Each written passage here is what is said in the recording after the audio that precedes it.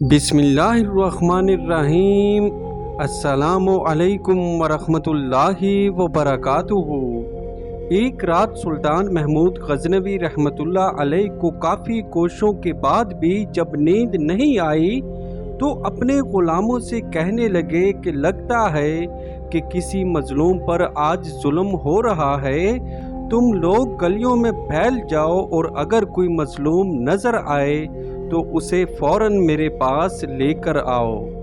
تھوڑی دیر بعد وہ سب واپس آ کر کہنے لگے، سلطان ہمیں کوئی بھی فریادی نہیں ملا، آپ آرام سے سو جائیں۔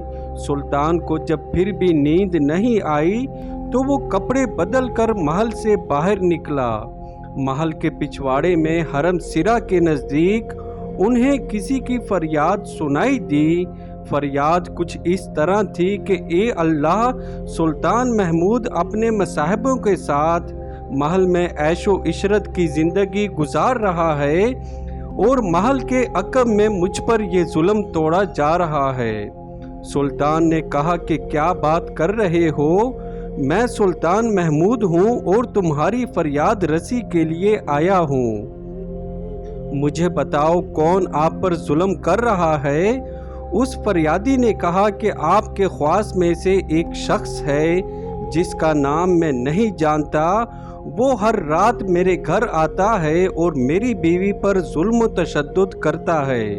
سلطان نے کہا کہ اب وہ شخص کہاں ہے؟ فریادی نے کہا کہ شاید اب چلا گیا ہے۔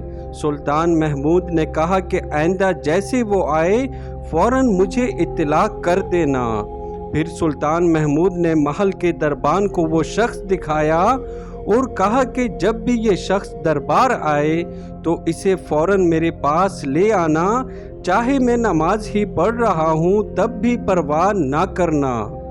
اگلی رات وہ شخص سلطان محمود کے پاس آیا اور بتایا کہ اس وقت وہ شخص اس کے گھر میں ہے۔ سلطان اسی وقت تلوار ہاتھ میں لیے اس شخص کے ساتھ چل پڑا۔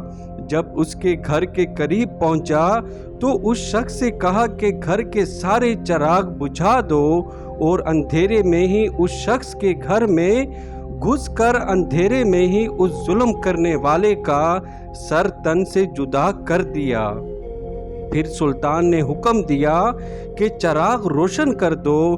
سلطان نے اس مرنے والے کا چہرہ دیکھا اور سجدے میں گر پڑا۔ پھر گھر کے مالک سے کہا کہ اگر کچھ کھانے کو ہے تو لے آؤ، مجھے بہت سخت بھوک لگی ہوئی ہے۔ گھر کے مالک نے کہا کہ آپ جیسا سلطان مجھ غریب کے گھر کھانا کھائے گا؟ سلطان نے کہا جو کچھ بھی ہے لے آؤ۔ وہ شخص ایک سوکھی روٹی اٹھا لایا جس کو سلطان نے بڑی رغبت سے کھایا۔ وہ شخص سلطان سے پوچھنے لگا کہ چراغ کو بجھا دینا، سجدہ کرنے اور روٹی طلب کرنے کے پیچھے آخر کیا ماجرا ہے؟ سلطان نے فرمایا، میں نے جب سے تمہاری فریاد سنی تو سوچا کہ میری سلطنت میں ایسا ظلم کرنے کی ہمت صرف میرے کسی بیٹے کی ہی ہو سکتی ہے۔ اندھیرا کرنے کو اس لیے کہا تھا کہ اگر میرا بیٹا ہوا تو کہیں میرے انصاف کے بیچ میں میرے بیٹی کی محبت حائل نہ ہو جائے۔ چراغ جلنے پر جب دیکھا کہ وہ میرا بیٹا نہیں تو میں سجدہ شکر بجا لایا۔ کھانا اس لیے مانگا کہ جب سے مجھے تمہاری مصیبت کا پتہ چلا ہے تب سے میں نے اللہ تعالیٰ کے سامنے قسم کھائی تھی کہ جب تک تمہیں انصاف نہ مل جائے میرے اوپر روٹی حرام ہے۔ اس وقت سے اب تک میں نے کچھ نہیں کھایا تھا۔ ایسے ہوتے تھے مسلمان حکمران اور آج ہم اپنا حال بھی دیکھ رہے ہیں۔ اللہ تعالی ہم سب کا حامی و ناصر ہو، آمین یا رب العالمین۔ محترم سامعین، اگر ویڈیو اچھی لگی ہو تو میرے چینل کو سبسکرائب کریں، ویڈیو کو لائک اور شیئر کریں۔